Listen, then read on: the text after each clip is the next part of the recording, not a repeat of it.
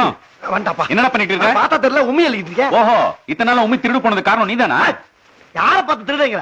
என் வீட்டுல நான் எதுக்கா திருடுனா? ஏயா, இந்த வீட்டுல கொஞ்சம் உண்மையில கூட எனக்கு உரிமை இல்லையா? ஆமா, எனக்குன்னு நீங்க என்ன செஞ்சிருக்கீங்க? அதான் வெளிக்கடை வச்சுக்கிட்டு தூக்கோம்ல.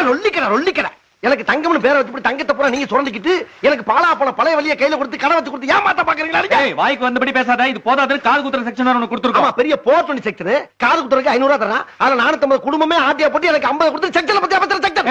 என்னடாங்கறப்பா? என்னடா நீ? ஒட்டு வேணா உறவு வேணா, பேசாம சொத்த பிரியா. சொத்தா? என்ன சொத்து? என்ன சொத்தா? பொள்ளாச்சில 80 ஏக்கர் இருக்குல்ல, அதுல 40 ஏக்கர் நீங்க வச்சுக்க, 40 ஏக்கர் என் கையில கொடுத்து போய்கிட்டே இருக்கேன். எங்க 4 பேருக்கு 40 ஏக்கரும் ஒருத்தனுக்கு 40 ஏக்கரா? உங்க அப்பா அவசரப்பட்டு 4 குட்டியை பத்துட்டா, எங்க அப்பா பொறுமையா ஒரே ஒரு குட்டியை பத்திருக்கேன், அது சிங்கா குட்டியை பத்திருக்கேன். ஒரு கை உண்மையில காணா ஒண்ணு சொல்றீங்க எல்லாரும். இவ்வளவுக்கும் காரணம் பெரியப்பா. பெரியப்பா, உனக்கு வைக்கிறேன்டா பெரிய ஆப்பா.